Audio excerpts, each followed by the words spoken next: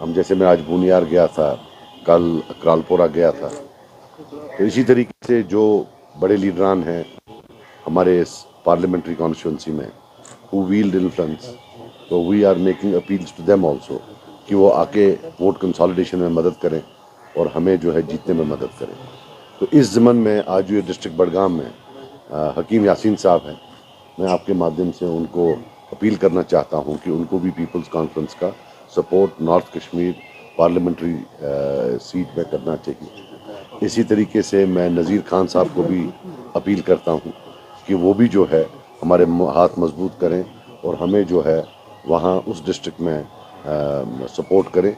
मुझे पूरा यकीन है कि इंशाल्लाह इनका सपोर्ट अगर हमें मिलता है तो इंशाल्लाह वहाँ से भी जो है हमारी पार्टी फिर बहुत ही अच्छा परफॉर्मेंस दे सकती है। सज्जाद साहब, सबसे पहला सवाल ये है कि नेशनल कॉन्फ्रेंस को शिवसेना का सपोर्ट हासिल हुआ है और मार्केट में कल बीजेपी के एक लीडर ने कहा कि ये हमारे अलाई रहे हैं पास में, तो एप्रीहेंशंस हैं आपको कि असेंबली इलेक्शन में नेशनल कॉन्फ्रेंस और बीजेपी क्या हाथ मिला सकती है? देखिए, इलेक्शंस में बीजेपी का कोई अलाई नहीं होता है। जितने भी अलाइज बीजेपी के आए हैं वो इलेक्शन के बाद आए। जैसे 1996 के इलेक्शन में National Conference was not in alliance with BJP, but after they won they went and sat with them. First he was the commerce minister and then the finance minister. जो दूसरा alliance हुआ जिसमें मैं भी आया, जिसमें मैं एक मिनिस्टर था, वो भी इलेक्शन के the election was fought to keep the BJP away. But 2014 में then they formed a government with PDP. But let us not forget that at that time also they first had confabulations and extensive discussions with National Conference to make a government with them. They were on the verge of making a government with them. जो दविंदर राणा साहब ने भी बोला, इसकी अक्कासी शायद आज़ाद साहब ने भी की और मुझ बेचारे ने भी 2019 में की थी। But the press did not take me seriously. मेरे पास अभी भी वो वीडियो है, हंदवारा में मैंने बोला था on the last day of elections कि भाई 2014 में तो ये उनके साथ बैठ के उन्होंने डिस्कशन किया। तो मुझे ये भी पता है कि तब जो चीफ मिनिस्टर डिसाइड किया था वो 2014 में वो दिल्ली में अभी मिनिस्टर है और deputy chief minister Ali Mohammad Sagar sahab थे। I know it because I was asked to support them. तो फिर बाद में शायद उनको सेकंड थॉट आया कि it will be against the people's mandate, so then they withdrew. So point what I am trying to tell you is that no surprise, I can assure you that they will go running if they have anything to them कि हमें साथ ले लो, if they are in power in Delhi. If they are not in power in Delhi then they might not go. जिस तरह से आपने कहा था कि नेशनल कॉन्फ्रेंस को आपने व्हाइट कॉलर किलर्स कहा था, तो उन्होंने कहा कि इनको पहले देखना चाहिए कि उन्होंने कितनी सेक्रीफाइस दी है कश्मीर में, किस दौर से वो गुजरे हैं, कितने लीडर्स मरे हैं या उन्होंने कुर्बानियाँ दी है इस कौम के लिए, तो उन्हें पहले वो देखना था। उसके बाद ये भी उनको देखना चाहिए ना मारे कितने हैं। जिसको हम मार्टियर्स ग्रेवयार्ड बोलते हैं वो तो किसी गांव में था ही नहीं, आज तो हर गांव में। वो तो 87 के बाद आया। अगर 87 की रिगिंग नहीं होती तो बंदूक नहीं आता, ये हमारा व्यू पॉइंट है। और अगर बंदूक नहीं आता तो लोग नहीं मरते, ये हमारा व्यू पॉइंट है। इसमें क्या सैक्रिफाइस क्या, हर एक के मरे हैं। मेरे तो घर में मेरे फादर को मारा है, उनको भी मिलिटेंट्स ने मारा है, कोई पुलिस या आर्मी ने नहीं मारा। और इनके टाइम में मारा when they refuse to give him security, ये भी एक रियलिटी है। बहरहाल मुझे उसमें जाना नहीं है, जिसके अल्लाह ताला ने लिखा था वैसा तो उसमें क्या करे। लेकिन टू से कि भाई वाइट कॉलर किलर नहीं है ना, और कैसे होते हैं, दिस इज अ रियलिटी। इसमें क्या है, अब government of India because of its own strategic reasons, in the interest of the जो क्या कहते हैं नेशनल इंटरेस्ट में, they don't want to dig the past, so they are, इसलिए इनको एक फ्री रन मिल रहा है, कोई बोलता ही नहीं। अदरवाइज आप मुझे बताएं, इतनी कब्रें हैं, इतनी ग्रेव्स हैं, and not a single question till date answered कि ये शुरू कैसे हुआ, आया कैसे, क्यों हुआ, नथिंग एट ऑल। यहाँ तो अगर छोटा केस होता है वो तो 10 फोन करता है दिन में SHO साहब की, आओ भाई हाजिरी मारो। इनको तो किसी ने हाजिरी मरवाई नहीं। सर, ये टूरिस्ट कह के आपने परेशान किया है नेशनल कॉन्फ्रेंस को, तो इसके पीछे वजह क्या है? टूरिस्ट आप कहते हैं उमर अब्दुल्ला को।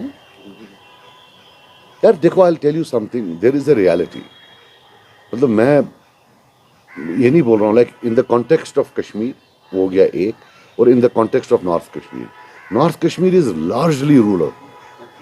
गांव के लोग हैं, सिंपल सीधे साधे लोग हैं, ये बेचारा क्या करेगा उनमें?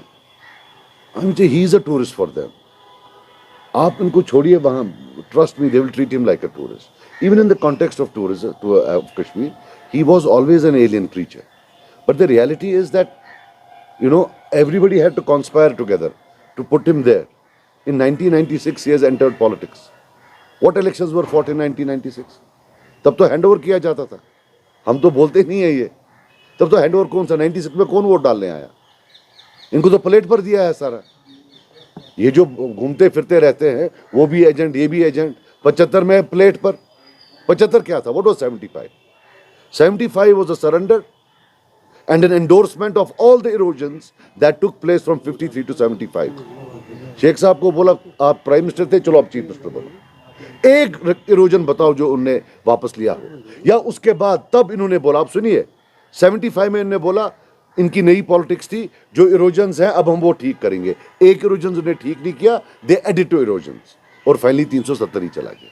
75 में प्लेट पर एक भी एमएलए नहीं था। 8th wonder of the world कि उनको लाया, सोनम नरबू साहब को लाया, डीडी ठाकुर साहब को लाया, सबको बोला इनके पीछे लग जाओ। और जब ये थे दिल्ली के सपोर्ट में, तब भी ये बाकियों को दिल्ली का एजेंट बोलते थे। So this is not something new. फिर आप चलिए 1987, जब ये हारने के लिए तैयार थे, all everybody came together, it was a national policy, किसी ने उफ तक नहीं की। दे रिग्ड ब्लेटेंटली और इनको प्लेट पर हुकूमत दे दी। एंड देन गन केम, फिर ये उठ के भाग गए, टूरिस्ट लोग चले गए लंदन, अमेरिका, बाहर चले गए, यहाँ आए नहीं। इनके जो वर्कर थे, जो ये बोल रहे हैं कि सैक्रिफाइस, क्या ये सच नहीं है? जब यहाँ 6 साल पॉलिटिक्स नहीं थी, तब लोग पॉलिटिकल पार्टीज के साथ नहीं थे, तंजीमों के साथ थे। इनके लोग भी तो तंजीमों में थे। वो क्या तंजीमों के साथ नहीं थे? वो क्या तंजीमों से बाहर थे? फिर उसके बाद आया 96, कौन निकला उस दिन वोट डालने? वोट तो खुद पड़े, अपार्ट फ्रॉम एक उड़ी में वोट पड़े, करना में वोट पड़े, और शायद गुरेज में, बाकी तो वोट ही नहीं पड़े कहीं। 80%, 70% जितना वो शाम को डाल सके, वो तब वो वाले पेपर वोट्स होते थे। So 3 times they have been given government on a platter. जितना फेवर इनको हुआ है मेरा भाई, इतना तो किसी को हुआ ही नहीं। But then they have this habit कि उसको भी, इसको भी, तो ऐसा थोड़ी, मतलब ये सारा। और आपको मैं एक और बात बता दूं, मैं 2.5 साल मिनिस्टर रहा हूं।